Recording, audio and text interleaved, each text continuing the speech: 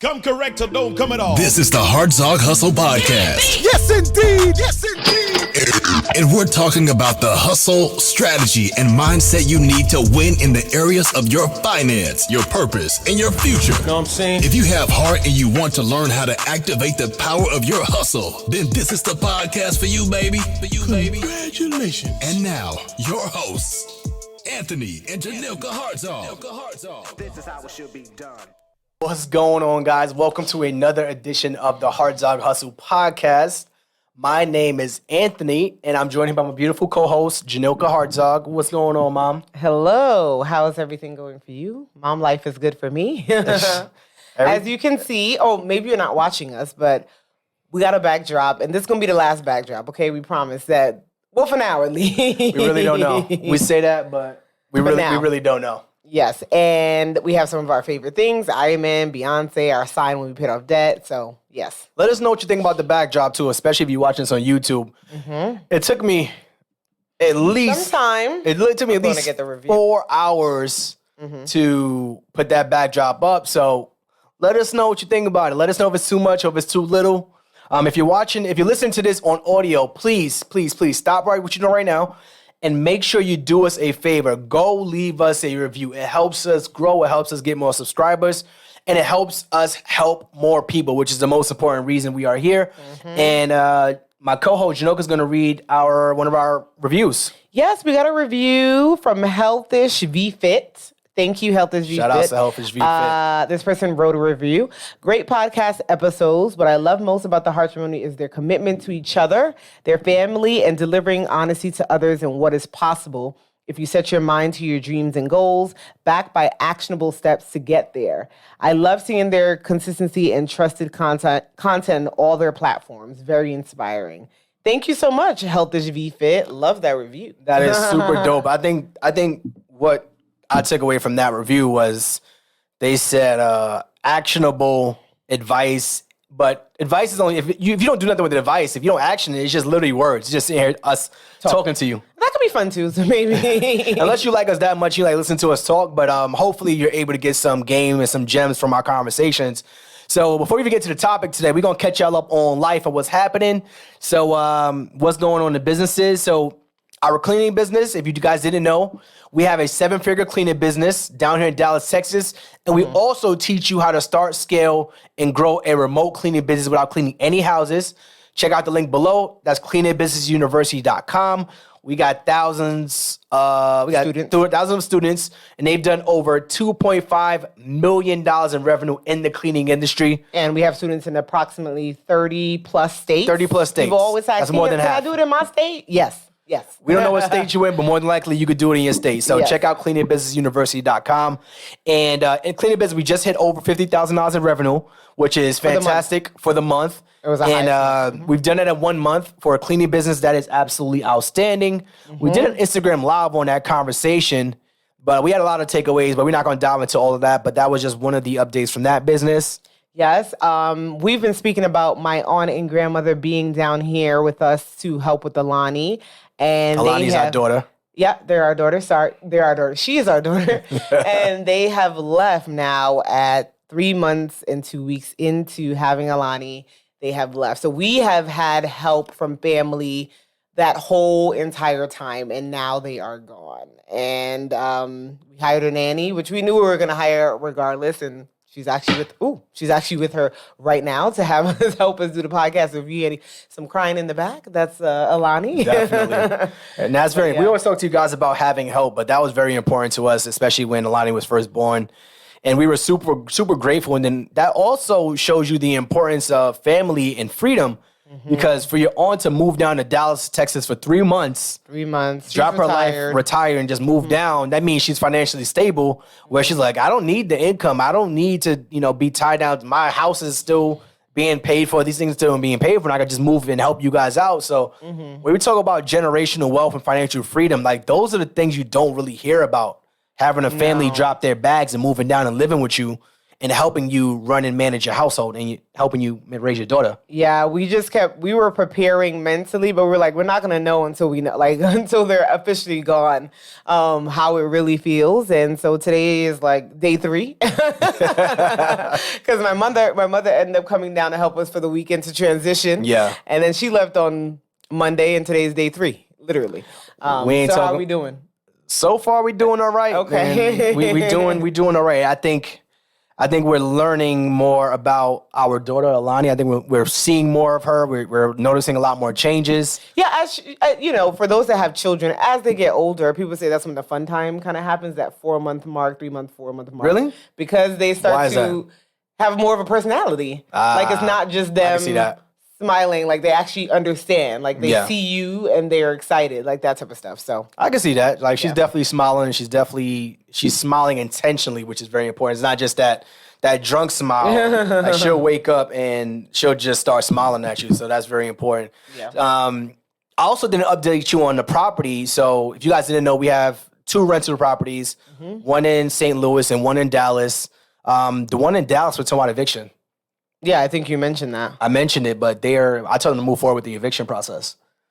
Gotta do what you gotta do. And the reason is, number one, they didn't pay rent on They're time. late on rent. They're late. They're 2 months into the lease, and they've been late Twice. 2 months into the lease, and you are late twice. And the first month, they didn't pay the full rent until the 16th, 17th day. Some craziness. And they didn't pay any of the late fees. In the second month, they paid, I think, like $500. And they were like, "Yo, like, where's the rest of the rent?" I said, "Oh, I'll get it to you in a couple weeks." That's I not don't how. understand. That's not how it works.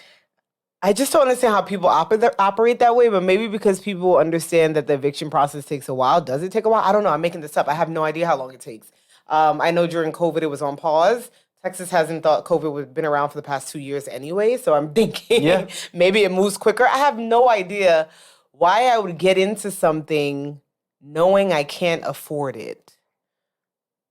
to get evicted that goes on my credit, then I can't get another apartment anyway. So it's just weird. And people always talk about the difference between landlording, where you got the individual landlord like us, and then you got the business landlord, which is a property manager. And people say, I didn't know that this was a thing, but some individuals, they'll want only to work with individuals. It's like, if I'm trying to move into your property, I want to know that you're managing the property. You're managing your own property. What's the reason? Because they could get over more. You not, as an individual landlord, sometimes you may not go through that whole process. You may be too lazy. You may be out of state. You may not even care about your property. So a lot of times individuals can get over on another individual. I could sob story you to death. I could cry to you. I could say, oh, I'm going to have the rent. I could keep kind of dragging you along. But a property manager, they want to know, all right, do you want to evict or do you not want to evict? Yes or no? Yeah. And whatever that answer is, they're going to move forward with it. So I told them yes, but I told them if they come at the end of this week with the rent, still put the notice, because they informed me that there's a process where they got to be made aware of it. So you can't just, I'm going to evict you and then you're done. It's like, I got to make you aware that we're proceeding with this process. So I can't just call you? No, it got to be written. It got to be like on the door. It got to be delivered type of thing. So like they're serving you. Yes, they got to be made aware in writing what the process is. And I was like, I want to make them aware, because I don't want to have this whole back and forth 3, 4, 5 months in and we're chasing you. Yeah. And especially if there's conversations of a recession happening, what happens if you lose your job or you're out of work or you can't pay? You already can't pay. Yeah, you already can't pay. And I mean, and here we are. So imagine if a recession does hit. Now it was like, all right, now we're extra chasing you for this stuff. Yeah. Well, and I'm all about being a servant of people, but you got to have some communication. And people take advantage. I mean, it's not day 2. It's month 2. It feels like day 2. It's month 2. It's month 2, and you was late on the first time, and now again on the second time. I just don't. People are people. I mean, in this business of working with people during with the cleaning business, I always say that people are going to be people. Nothing should shock me at this point, but it's still mind-boggling. Like, it doesn't shock me, but it's foolish, is what I should say. Yes, that's what I mean. If I move into a house and I'm like, this is on the higher end of my budget, because you're a responsible adult. Yes, I'm also a responsible adult. But if it's on the higher end of my budget, I know I'm not going to have any leeway with a landlord being late the first month. No, that's what I'm saying. Like, I would be scared. I'm not gonna say it, but I would be scared because I'm like, maybe in New York, those landlords ain't playing. They gonna be like, no, ma'am. Yeah. Even when we were, right now we're in our own home, but when we was at these complexes, I don't remember what day they start to add on like 50 a day or some craziness that goes on. They also haven't paid the late fees either. So that's another indication that they don't plan on kind of coming up with this money. So that's the property. So we're starting that process. So I said at least make them aware of it so that you don't have to make them aware again. So you don't have to do the same thing next month. I was like, all right, we made you aware. Next time, it's kind of like a write-up. We made you aware that this is the process. If this doesn't happen, you're aware. You got your strikes. The first one's a verbal. Second one's a written. The third one is get the hell out of my property. Got it. So we're starting that process. I hope that we don't have to go through that route, but I said at least the conversation is there. I said at least the conversation is there, so we ain't got to deal with it.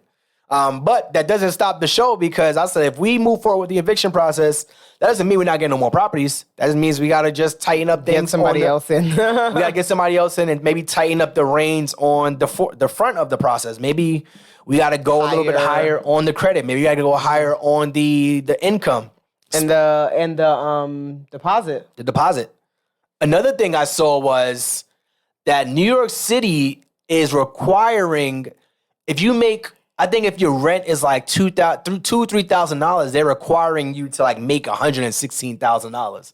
So they're raising. Let me do that math right quick. 116,000. So let me see. People don't. That's that's not a standard salary for people. So they're requiring you to make almost 40 times more the rent.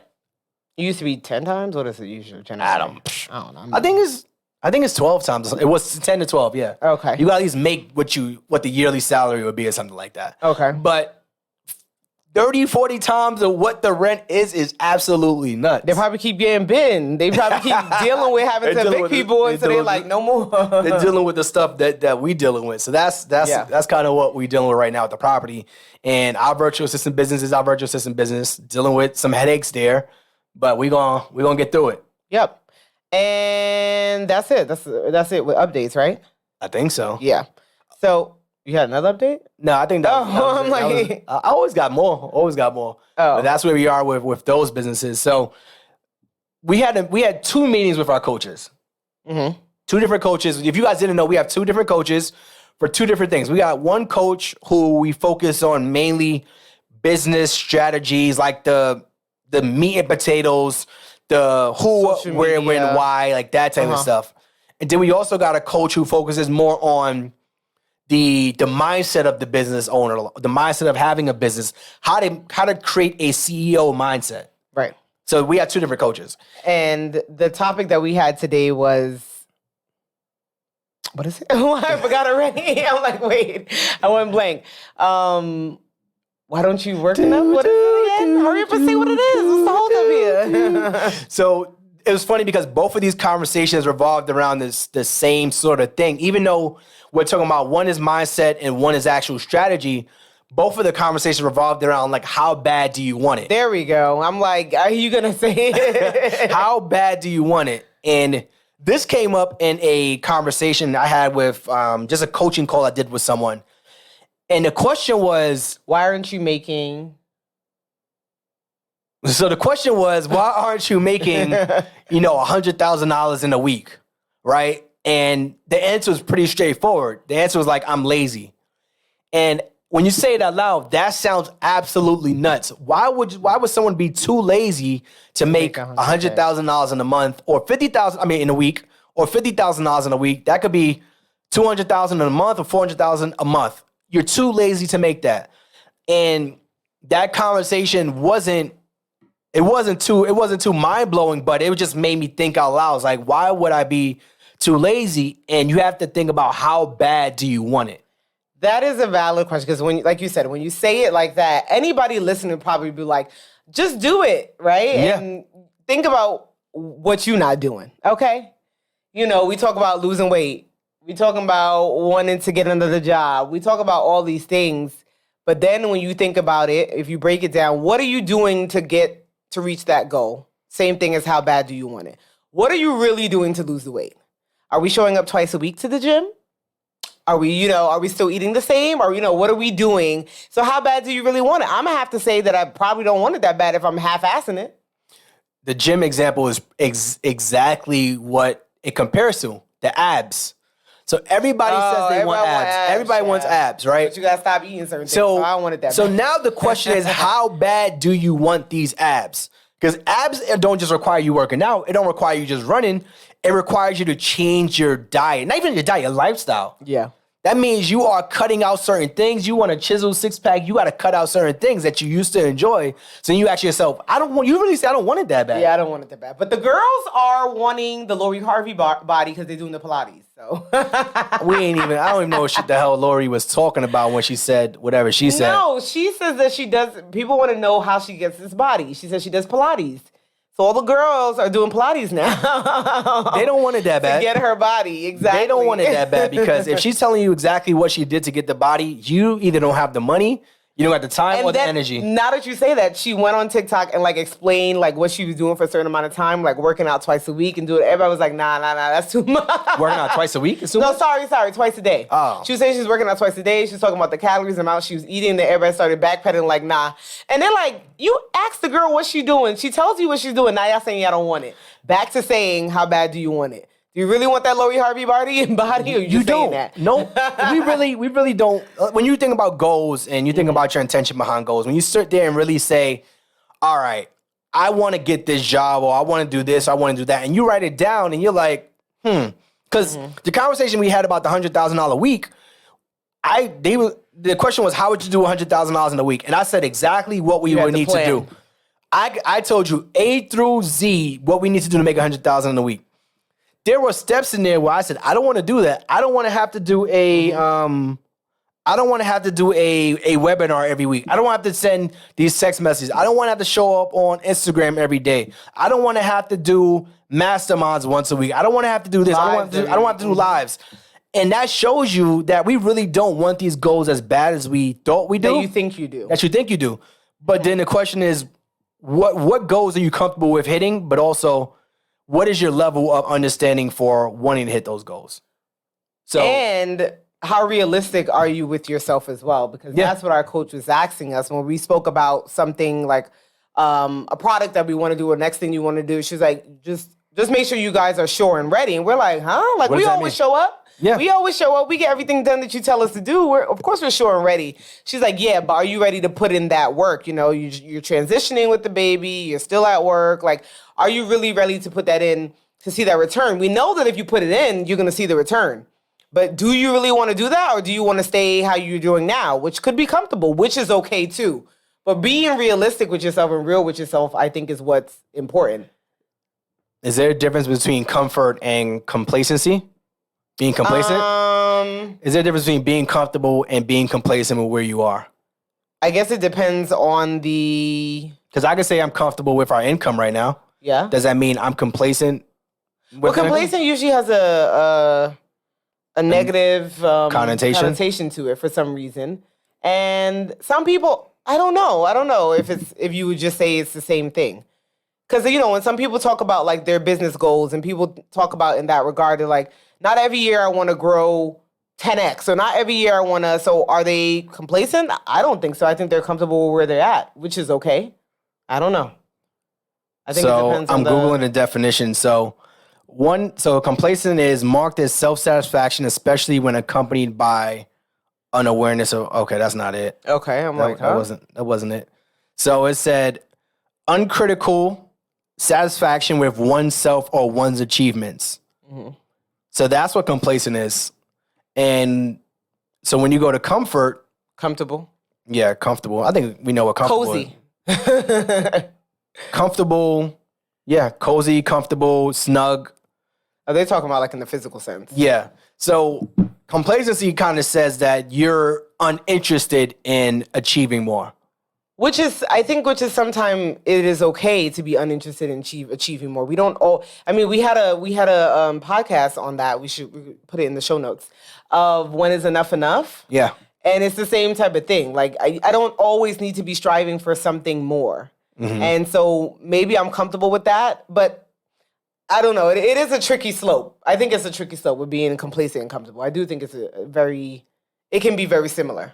So one of the things with, I guess, how bad do you want it? So when you sit down and think about your goals and you write them down, let's say for the $100,000 week, and you say you want to do this every single week. That means you have to show up, say, every day. Exactly. You got to show up every day. You have to be okay with saying, you know what? I really don't want to show up every day. Yeah. I don't. I want to show up three times. I want to show up when I want to show up. I want to make the money when I make the money and how I make it where we currently are. But then you see things like, all right, what's your dream car again? Bentley? That's my afterlife car. Is that your dream car? I don't know if it's a dream car. It's my afterlife car, so maybe, yeah. Everybody got a dream car, so yours is a Bentley. Yep. So how bad do you want that Bentley? That's the thing. Not bad enough. Because then how hard do I have to work to get the Bentley? I have to reverse engineer it. How much is the Bentley? I don't even know how much a Bentley is. Oh, you got to figure that out first. That's very important. And then you have to figure out what style of Bentley you want, because there's different styles, I'm sure. It's not just a one Bentley style. Or what class, so whatever it I see a falls under. Bentley for $295. Okay. I see a Bentley for $284. I see a Bentley for $1.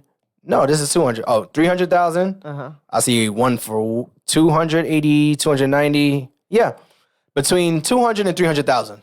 Yeah, so we're at $300,000. So I would have to reverse engineer. How do you afford a $300,000 car? You have to be making. Is that not necessarily?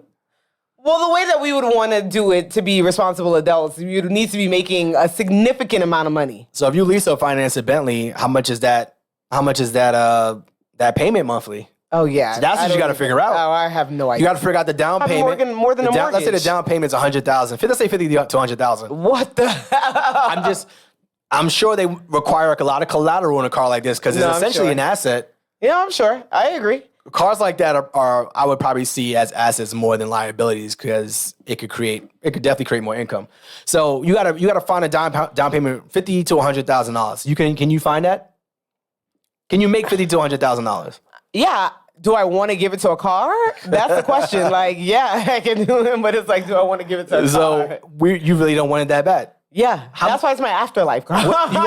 You gonna drive the car when you're dead? Is that I'm gonna be reincarnated. You're gonna drive? She's gonna drive the car when she's dead. I'm gonna come back and be able to drive it and afford it. You're gonna drive it as a ghost? Yeah, on the what they call it where the cars sit at. In a lot? Yeah. You're not even going to drive it. You're gonna be sitting in a lot as a ghost, circling. We could go to the lot right now, and you could sit in the car. Where are you going? I've never seen a lot that has a Bentley sitting there. I'm sure I Google a Bentley lot. That's true. We could go pick up a Bentley and sit in it. But yeah, when you bring up a good point of like, how bad do I want that? I don't think I want it that bad because I'm not working towards it. That's another thing. When you want something badly, you should be working towards it. You should have actionable steps to get towards it, to achieve it. And I'm not. I just talk about it. When we want certain things, we make it happen. So like when we said we wanted to hit that 100K month, we made it happen. Mm-hmm. Like that was a guarantee. The goals that we have for this year, we're working towards. We made it happen. We wanted to pay off that debt, $114,000 in 23 months. We made it happen. So those are things that I know, like, we really wanted it. How bad do you want it? Those are things that we want. And that comes up with a lot of, especially in business too. Like we always have these conversations where everybody says they want that $100,000 in the business, and you want that six figures, you want that $1 million. You want that $1 million business, but you really don't want it that bad if you don't want to put the steps in. We talk about our debt-free journey. I don't think people understood how bad we wanted that goal. Yeah. That goal, we wrote it down. We saw it on our refrigerator. Mm-hmm. We had the steps. We spoke about it. We spoke about it. We spoke about it often. Mm-hmm. Our family and friends knew. We also wanted to, I said raise our income tremendously. We raised our income. We got jobs outside of work to make sure we were able to hit that goal. Mm-hmm. So we wanted. And I was just saying, and we are high income earners. We didn't need to do that. Yeah. Mm-hmm. So we made sure that we were able to hit those goals within the timeline, but we wanted it really bad. Now, what makes you want something really bad? It has to hit a pain point in your life, I feel. Right. I don't know. I mean, yeah, I agree. It has most of the times it hits a pain point, but for like the debt freedom, it wasn't a pain point. It wasn't like, I read some of these articles that people are like, they're making $40,000 and the student loan is $1,000 a month, and stuff like that. So it wasn't really a pain point for us. It was something that we said, let's go ahead and get it out the way. Mm-hmm. at the time. So I agree that some things are pain points, but maybe not everything. I agree with that. But I also think that when you are tired of something long enough, you make sure if you get tired of something long enough, you're like, all right, I'm over this. I'm over this life. Most people who make significant changes in their life, hit a rock bottom. A wall or something. All movies have that rock bottom hero story. Let's go through my man Iron Man, Tony Stark. So what was his rock bottom? Tony Stark was a billionaire, and he had everything he wanted in life. Except he went and he used to sell missiles to arms dealers, right? Following his father's footsteps, right? Following father's footsteps. Okay. He was selling missiles to arms dealers. He was selling weapons of mass destruction, essentially. Okay. The weapons got in the wrong hands, and he hit rock bottom when they captured him. Oh, okay. His rock bottom was realizing that his weapons were in the wrong hands that he was creating. He realized, I have all this power, I have all this money, and I am causing mass destruction across the world. I think it's different when you think about what's happening, but it's different when you actually see what's happening. So he knew that he was selling these weapons, but he didn't realize the destruction that it was causing. Got it. So his rock bottom was, number one, getting captured, having everything stripped away from him, and then seeing his weapons being used against him and others. That was his rock bottom. You had his full life story here. I guess any Marvel fans, they would know all that too. Let me know. So you always hit that rock. Most people hit that rock bottom before they realize I want this bad enough. So he wanted to make that change. He didn't just make that Iron Man suit to get out of the. There's obviously a lot of references here. If you guys don't know, I'm a huge Marvel fan. If you watch us on YouTube, you could tell with the backdrop. But he hit that rock bottom, and he didn't just make the suit to get out the cave. When he made the suit to get out, he also made it to. That was a good one. I forgot about that. He went across the country and found out his weapons were and started destroying them. He was like, "Why are my weapons being sold to all these people?" So you gotta want it bad enough. But what was our rock bottom? You would say. I would say we didn't necessarily have that bottom of. Oh, I do got the rock bottom. The rock bottom was Christmas 2016. We used our credit cards to buy these gifts, and then in January, everybody pays off their credit cards for the following month, behind the month, whatever it may be. Everybody. Some people do. So you pay those credit cards in full every month. So in January, when December's credit card statements come around, we go to pay it, and we don't have the money in our bank account. That was my enough moment. My enough moment was when we didn't have the money in the bank account. I said, I don't want to have to dig. I don't ever want to have to dig into our savings to pay off our credit cards again. Right. So the goal, I went extreme. I'm wiping all the debt away now. No more debt for no one. No, delete all the debt. There will be no debt in this household. There will be no debt for anyone across the world. Again, but yeah, there will be no debt. So I think that was our rock bottom when we said this is enough. Yeah.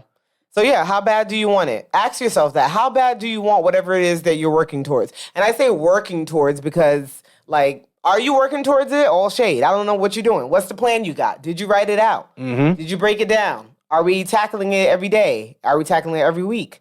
Like, what is it that you're doing? Come on, write it in the comments. Let us know in the comments. Like, I'm waiting. We'll respond back when you write it in the comments. Oh, but definitely. It's definitely a serious thing to think about. Like, what am I doing to work towards it? And I think when the coaches asked us that, we were like, not offended, but at first we were like, but you know that we always do the work, so what's the real question? But then when we think about, okay, we do the work to achieve this, but now you got to do this extra, let's say 50 steps to achieve that. Do we really want that? Do we really want to take time away, from our daughter to do these things? Do we really want to wait after work to do these things? Maybe before we were willing to do that, but not so much now. No. And I wasn't offended when the question came up, but it just made me think that, number one, it's to be a good topic of conversation, but also, number two, like, to really think about, like, is it, for the goal that we set out there, is it really worth the work? You could answer whatever you got to do. No. Just making sure if the nanny needed us or not. That's what I'm Yeah. You guys don't know we got a nanny cam and stuff like that, just to make sure if they do need us, they can just ring us. So just making sure that, like I said, I wasn't offended by it. It was just like, we wanted that bad. And she said, before you sit down and think about this, before you sit down and do it or write it down, think about the time commitment. So you got Alana, you got a newborn. things are changing in the world. Do you really want this goal that bad? And with the question, you would say yes or no? That's a great question. So after all that, would you say yes or no? I think we sat down and discussed this, that I think we are not complacent, but we're comfortable with where we are. Definitely. We live a very, very good, modest lifestyle. Mm-hmm. But if there's a goal that's out there that we want to hit, we're gonna hit it. Yeah. And we may not want it that bad. It may just be something to check off and say we did it because we are just goal-driven individuals and a goal-driven couple. But I don't think it's a rock bottom situation. Mm-hmm. I think if there was a turn in our business where we said, all right, we got to do this, it would give us another switch. Because then we figure it out, and then we're like, oh, okay. We can grow from it, learn from it, be able to teach our students whatever we did that may be new or helpful and stuff like that. So there's nothing that which is great, I think, for us together. There's nothing that we've put our mind to that we haven't accomplished. Like if we say we're going to do this, we do it. And we show up and get it done. Now, it's not easy as 1 + 1 = 2. It's gonna be a little definitely not bumps in the road and stuff like that, but we don't let that stop us. I think that's the difference from most people as well. They may be like, I want it badly, but it's too difficult, so I ain't gonna do it. Yeah. And that's the other thing. Like, we don't let that stop us, and neither should you, but I got another example too. So someone emailed us and asked us for a discount on our course. Mm-hmm. And if you guys didn't know, we have a cleaning business university where we teach you how to start a scale a 6-figure cleaning business remotely without cleaning any houses. Mm-hmm. And they sponsor all of our episodes, cleaningbusinessuniversity.com. So a person emailed us and asked us if they could have a discount on their course. Mm-hmm. And I usually just say no, and I just like, hey, we don't do discount. We don't do payment plans. I'm sorry, it's payment plan. It wasn't discounts, payment plan. We don't do discounts, but we don't do payment plans. But they asked for a payment plan, and I was in a good mood. I was in the gym. I had my pre-workout in. I sent them the real reason why we don't do payment plans. So we say, if you want this, whatever this is, if this is the course, if this is the cleaning business, if this is income outside your 9 to 5, if this is something to change your family's life, you got to want it bad enough. Me giving you the payment plan or the discount is me giving you a shortcut. So my response was, I said, hey, we don't do payment plans, but here's what I would recommend you do. We don't do payment plans because if something comes up in the business, you're going to be required to have funds to run the business. It's not just our course that helps you run the business. You have to have personal funds and business funds to run this business. I said, that's point number 1. I said, point number 2, they asked for 3 to 4 payments. I said, if you really want this that bad, here's what I would recommend you do. Whatever the price of the course is at the time, divide it by 3 or 4, and now you create your own payment plan system. You save $150 or $200 every 2 weeks, every time you get paid, and you put that aside. Now what you're doing for yourself is you're creating an accountability system. If you want this that bad, you're going to have the money in. It may not be a month. It may be 2 months. It may be 3 months. But if you are putting that money aside every single month or every single interval, you prove to yourself that you want it bad enough to do that. Yeah. Most people are not going to do that. No. I mean, because if you think about it, when we want clothing or vacation, like we save up for it. You save months for it. Because that's, you want to go. You want to do it. So that example was a great example of like, well, you save it. Why I gotta hold your hand and do the discount? No, you do your own payment plan, come back and pay, and then you get it in full. Like most people are not going to do that. Even with like our contractors, like we require for our cleaning business, we require them to have insurance. And we used to do something where we would save the money for you for like $40, $50, and we were like, no, we're not going to save the money for you. Yeah, like, you're an adult. Why am I holding this? You have the insurance by this date, or don't work with us. If you want this job that bad, you're going to go and do the bare minimum at least to get whatever you want. So I'm telling you, over the course of those 2-3 months, save up that money. And I said, I ended that email saying, I'll see you in a couple weeks or a month. Oh, okay. I'll see you on the other side. And that was like, and they said, we'll do. Thank you for that. Thank you for that motivation. And that's our goal. We just here to motivate you. We don't want you to say like, I want it, and then when it comes down to, you really don't want it that bad because you pay for it. Go ahead. You pay for what? No, I was gonna say you pay for the information. Things get hard. You can be like, it wasn't worth it. You pay for the information, but you got to execute. Exactly. So you pay for information, but you got to execute. Information's on us. Execution's on you. Yep. And that's what I was just saying. Like, things are gonna be hard. And that's what I think separates people from those that really want it and those that are just talking. And just saying like they do. Because, I say I want something, but what are my actions that I'm taking to achieve it? That's the biggest thing, right? Am I not? Maybe I am. Maybe I'm doing something on the side. Maybe I'm saving up. What are the things that I'm doing to achieve that?